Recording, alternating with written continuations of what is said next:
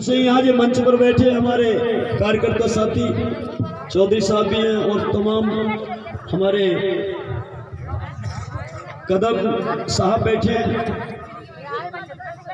विजय सिंह चौधरी जी भी बैठे हैं और हमारे साथ बहुत बैठे हैं। क्षमा चाहता हूँ, नाम ज़्यादातर लोगों से परिचित हूँ लेकिन नाम नहीं जानता। बेटा बैठ जाओ। जब हमारे देखिए दुख कहाँ होता है, दुख होता है कहाँ है वो बताना चाहता हूँ। जैसे घर में बड़ी सास है और सास को अगर बहू सम्मान नहीं करे तो सास को दुख होता है। बहू है और बहू को रोजाना सास परेशान करे, बिना मतलब के परेशान करे तो दुख होता है। घर में काम कर रही है तब भी उसको गाली सुना रही है तो ये सास का फर्ज नहीं है। अगर काम कर रही है तो उसको काम को गिनो। कभी कभी होता है कि मैं माता जी कितना काम करती हूँ उसके बाद भी तुम मुझे सुनाती रहती हो, ठीक है ना। तो ये क्या है कि सब सम्मान एक दूसरे को हम देते तभी हमें सम्मान मिलता है। यह एक छोटी सी बात उदाहरण के रूप में पेश कर रहा हूँ, समझ में आ जाएगा कि आदमी को दुख कहाँ होता है। कि एक हीरा दुर्भाग्यवश एक नाली में पड़ो रहो। अब जरा इस बात को ध्यान से सुन लेना। ए जी बैठ जाओ, आइडिया को सब टावर खड़ो कर दो, तुमने बैठ जाओ 2 मिनट सुन जाओ। जई बात है सुन जाओ फिर चली जाइए सुन जाओ, 1 मिनट की बात है, बैठ जाओ विमला जी बैठ जाओ। अब नहीं मानेगी विमला जी, चली जाओ कोई बात नहीं है। तुम्हें हमारी सौगंध दीदी बैठ जाओ। अब वो नहीं बैठोगी तुम पट्ट मत जाओ। नहीं वो अच्छी है, देखो हमें मरना चाहिए, हमें पता यही दवाई है तुम्हारी, ये अंधविश्वास की दवाई है सबसे बड़ी। हम मरेंगे नहीं हमें पता है, लेकिन हम लोग मानसिक गुलाम आदमी हैं। कोई हमसे कहे कि तुम्हारे हमारे 100 रुपये हम नहीं रुकते, मत जा, मरेगा नहीं हमें पता है। और जीजी आज भी कह रही कि मत जागो भैया। अच्छा एक बात देख ले जीजी, देख ले, टेस्ट कर ले, तुम चलिए देखो हम मरने की जिंदगी हम नहीं मरेंगे, हमें पता है, सौगंधों से कुछ नहीं होता। लेकिन मुझे पता था कि तुम ऐसे रुक जाओगे। प्रकोप है जी भाई साहब कि एक हीरा दुर्भाग्यवश एक नाली में पड़ो रहो।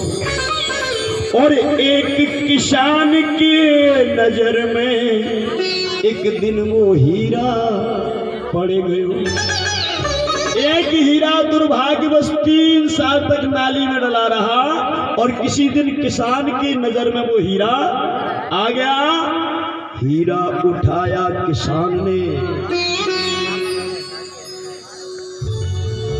और ध्यान हीरा पे दियो और हीरा ले जाकर बैल के गले के बीच बांध दियो। किसान ने हीरा को बैल के गले में घंटियाई समझ के बांध दिया। वो जानता नहीं था कि हीरा की कीमत क्या है। कई महीनों तक बैल के गले में हीरा ऐसे बंधो रहा। लाखों की कीमत थी हीरे की, फिर भी कोढ़ी दाम में पड़ो रहो। उसी हीरा को लेकर के बैल के गले में बंधा था, उस बैल को लेकर के किसान एक दिन बाजार में आए गयो और वही हीरा एक जोहरी की नजर में फिर से छाए गयो। जोहरी ने देखा कि ये हीरा है, इसकी परख मैं जानता हूँ, लेकिन यार कितना पैसे वाला है जी किसान जो बैल के गले में हीरे को। फिर जोहरी ने सोचा हो सकता है कि किसान को शायद हीरे की पहचान नहीं है, तो इसने अनजाने में हीरे को लटका दिया। लेकिन अभी पता चल जाएगा कि इसको पहचान है कि नहीं। तो जोहरी पहुंचा किसान के पास, हाथ जोड़ बातें कह रहे हो, हाथ जोड़ के बोला कि बता किसान भैया, जब बैल की कीमत क्या है ऐसे वचन उच्चार रहे हो। ये बैल की कीमत क्या है? किसान बोला, बात जोहरी मैं तो कहता साच हूं। किसान बोला बात जोहरी, ये किसान कहता साच है। और जब पूरे बैल की कीमत भैया सिर्फ ₹5 है। जब बैल की कीमत 5 रुपए है। जोहरी बोला कि 5 के 10 ले ले, लेकिन बैल के गले में जो बंधो है खोल नहीं देता। किसान बोलो तू बैल के गले की बात कर रहा है, मैं बैल की पूंछ में तो बारू नहीं उखा रहा हूँ, तू तो ले जा।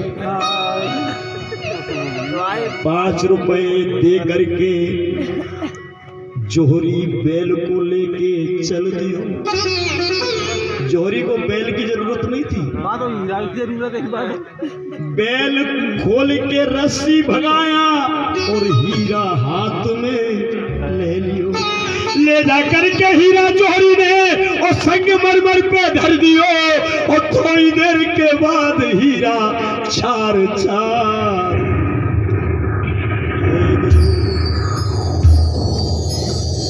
हीरा चार चार हो गया, टुकड़े टुकड़े हो गया। तो जोहरी बोला भाई तू 3 साल तक नाली में डला रहा, तू टूटा नहीं। तू कई महीनों तक बैल के गले में बंधा रहा, तू फूटा नहीं। मैं तुझे बड़े सम्मान के साथ लाया हूँ और संगमरमर के पत्थर पे मखमल के बिस्तर पे मैंने तुझे रखा है, फिर भी तू टूट गया क्यों? तो हीरा ने जो जवाब दिया है उसको जरा ध्यान से सुनो, वहां निचोड़ निकलता है इस बात का।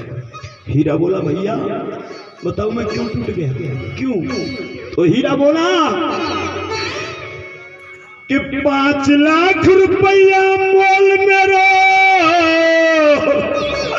आज 5 रुपया रह गयो, यही के कारण कलेजा मेरो चार चार है गयो, यही के कारण कलेजा मेरो चार चार है गयो। तो ध्यान रखना कि जो इंसान जिसकी कीमत है उसको उतना सम्मान नहीं मिलेगा, तो दर्द यहाँ से निकलता है। समाज का काम करते करते जिंदगी निकल जाए और फिर भी समाज उस समाज सेवक को गाली दे, तो आखिरी में वो आदमी टूट जाता है और कहता है इससे अच्छा तो मैं समय अपने बच्चों को दे देता, परिवार को दे देता, तो कम से कम 1-2 कर्मचारी तो बना ही लेता। तो ध्यान रखना जिसकी जितनी कीमत है, हैसियत है मेरे भाइयों, उसके कर्मों को मत भुलाओ। अगर 100 अच्छाई उसने की है और गलती से जीवन में कोई बुराई एक हो जाए तो उस पर ध्यान मत देना। लेकिन समाज क्या करता है, 100 अच्छाइयों को भूल करके एक गलती के पीछे पड़ जाएगा, उसके पीछे पंचायत जोड़ देगा और कह देगा इस समाज से इसको बहिष्कृत कर दो, समाज से बाहर निकाल दो। ऐसी गलतियां मत करिए।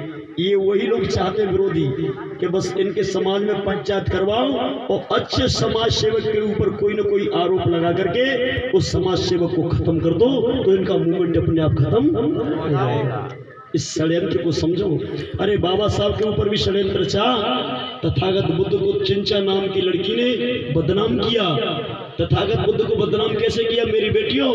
चिंचा नाम की लड़की रोजाना बुद्ध के प्रवचन सुन